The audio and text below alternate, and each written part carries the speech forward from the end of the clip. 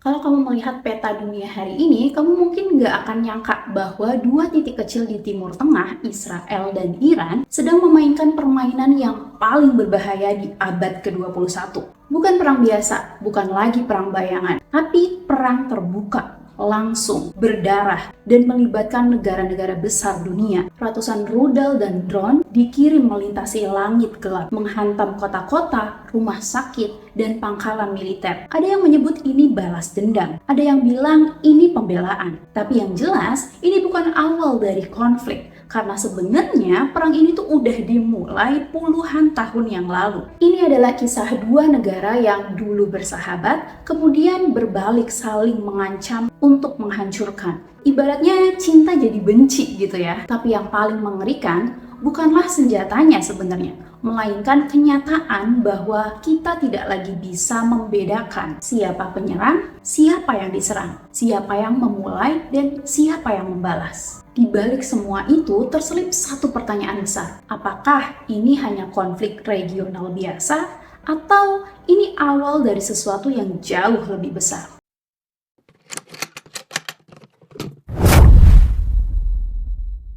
Halo pejuang hidup, welcome kalau kalian baru nemu channel ini, dan welcome back kalau kalian udah pernah mampir ke channel ini. Stop, jangan dulu subscribe channel ini ya, karena di akhir konten aku baru akan minta kalian untuk subscribe. Oke, langsung aja. In this video, we're gonna talk about awal mula perang Israel-Iran hingga saat ini. Hubungan Iran dan Israel tidak selalu seperti sekarang. Dulu mereka itu berdiri di sisi yang sama, dari sekutu menjadi musuh abadi. Tahun 1970-an, saat dunia itu masih terbagi antara blok barat dan blok timur, Israel itu punya sekutu kuat di Timur Tengah, yaitu Iran. Di bawah kekuasaan Shah Mohammad Reza Pahlavi, Iran membuka pintu selebar-lebarnya untuk kerjasama dengan Israel. Keduanya saling berbagi informasi intelijen, perdagangan senjata mengalir.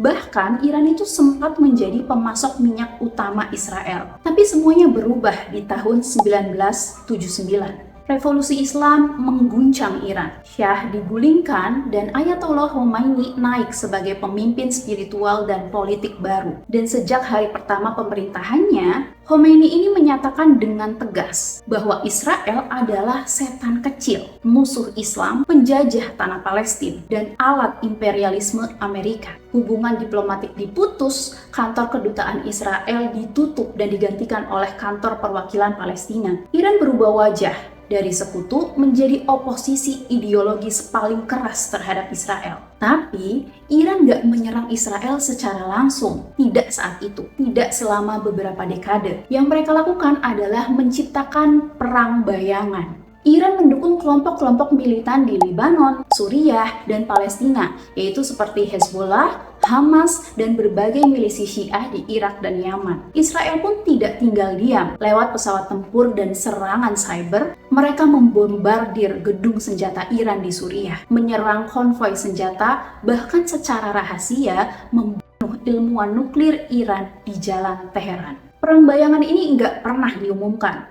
tapi setiap orang di pemerintahan kedua negara tahu mereka sedang berperang. Hanya saja belum secara terbuka. Namun dalam perang yang berlangsung diam-diam itu, semua itu hanya soal waktu ya.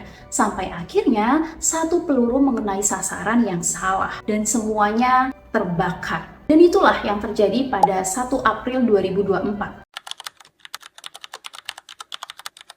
Selama puluhan tahun, perang antara Iran dan Israel itu berlangsung di balik layar aja nih. Tapi pada 1 April 2024, segalanya berubah. Hari itu, langit Damaskus mendadak terang oleh cahaya rudal. Sebuah bangunan diplomatik milik Iran, konsulat yang berada di jantung Damaskus, Suriah, dihantam oleh serangan udara yang sangat presisi. Kurang lebih 7 hingga 16 orang tewas, diantaranya 2 jenderal penting dari Garda Revolusi Iran. Mereka bukan sembarang jenderal ya, mereka ini adalah otak strategi Iran di wilayah Lebanon dan Suriah. Meskipun Israel itu saat itu tidak secara resmi mengakui serangan tersebut ya, tapi dunia tahu hanya ada satu negara di kawasan tersebut yang memiliki kapabilitas dan motivasi untuk melakukan serangan seakurat itu di wilayah udara yang dikendalikan Rusia dan Suriah. Yang lebih penting nih ya yang harus diketahui, Konsulat secara hukum internasional dianggap sebagai perpanjangan dari wilayah negara asalnya gitu loh. Dengan menyerang konsulat, artinya Israel itu sama aja kayak menyerang wilayah kedaulatan Iran,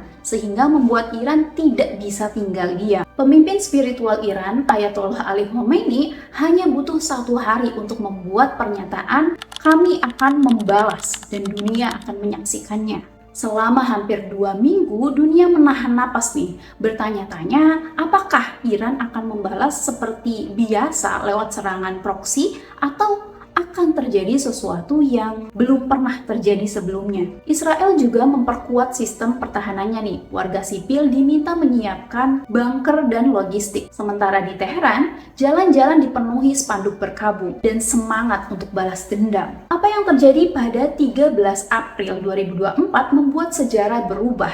Karena untuk pertama kalinya nih, Iran meluncurkan ratusan rudal dan drone langsung ke wilayah Israel. Tanpa perantara, tanpa proksi. Ini adalah perang terbuka. Bagi sebagian orang, ini adalah awal dari sesuatu yang jauh lebih besar daripada perang regional.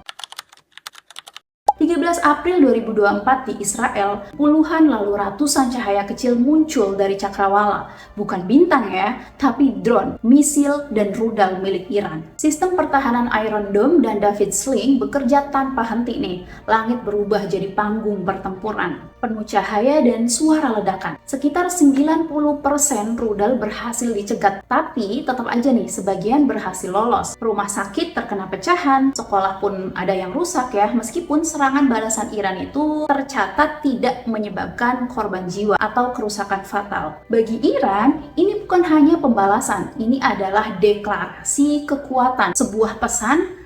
Kami bukan lagi pemain bayangan. Kami bisa menyerang jantungmu kapanpun kami mau. Dan untuk pertama kalinya dalam sejarah konflik modern Timur Tengah ya, Iran melakukan serangan militer terbuka langsung terhadap Israel. Bagaimana respon dunia? Pastinya terbelah ya. Tapi satu hal yang pasti, Israel tidak diam. Pada 19 April 2024, Israel membalas serangan tersebut, menargetkan fasilitas pertahanan udara di Iran. Serangan udara terbatas tersebut mengenai situs radar pertahanan udara di pangkalan udara dekat Isfahan. Setelah aksi saling balas pada bulan April tersebut ya, di tanggal 2 Oktober 2024, Iran menyerang seluruh kawasan Israel dengan 350 kombinasi rudal balistik, rudal jelajah, dan drone bunuh diri kamikaze. Saat itu, Iran murka atas terbunuhnya pemimpin Hamas, Ismail Haniyeh, dalam sebuah apartemen militer di Teheran. Akibat serangan tersebut, Israel kemudian melakukan lebih banyak serangan balasan terhadap Iran pada 26 Oktober. Beberapa bulan kemudian, pada bulan Juni 2025, Israel melakukan serangan mendadak, di mana target utamanya itu adalah fasilitas militer strategis, pusat-pusat pengembangan nuklir Iran, seperti Natanz, yang merupakan fasilitas pengayaan uranium, Arak yang merupakan reaktor air berat,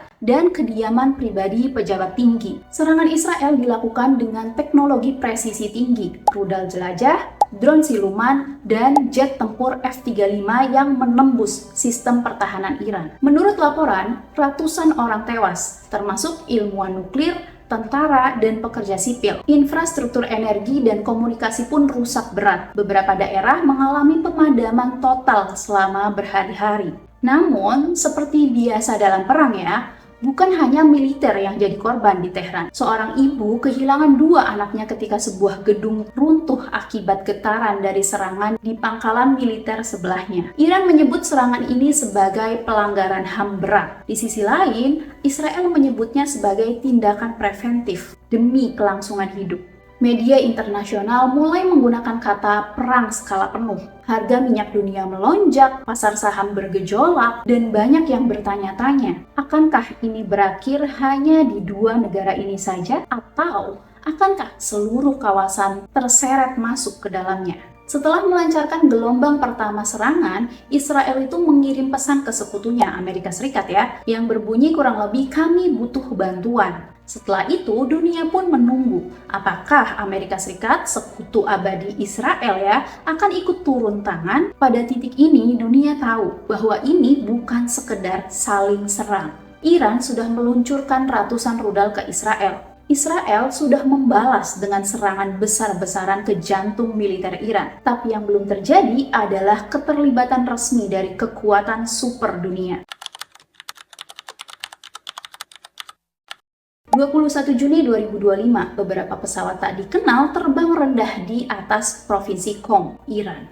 Tak lama kemudian, suara ledakan dahsyat pun terdengar dari bawah tanah. Targetnya adalah 3 fasilitas nuklir Iran, yaitu Natanz, Isfahan, dan Fordo, fasilitas pengayaan uranium yang dibangun di dalam gunung, 90 meter di bawah permukaan tanah. Fasilitas ini pernah jadi simbol perlawanan Iran terhadap tekanan dunia. Pada malam itu, Fordo diserang dengan senjata khusus penghancur bunker GBU-57, bom bunker Buster milik Amerika Serikat. Tidak lama, Gedung Putih pun akhirnya mengonfirmasi bahwa Amerika telah melancarkan serangan terbatas untuk mencegah Iran memperoleh senjata nuklir. Iran menuduh Amerika ini ikut memperluas perang. Protes besar meletus di Baghdad, Beirut, dan bahkan di dalam negara Amerika Serikat sendiri. Beberapa pangkalan militer AS di Irak dan Suriah mendapat serangan balasan dari milisi pro-Iran. Dunia terpecah. Sekutu NATO terkejut tapi mendukung.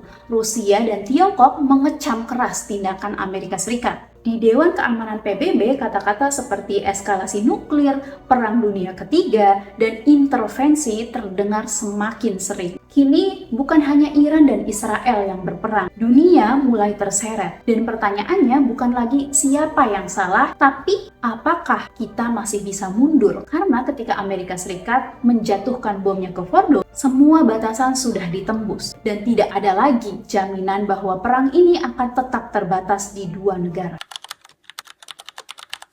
Dalam waktu kurang dari 1 bulan, kita menyaksikan sesuatu yang sebelumnya tidak pernah terjadi.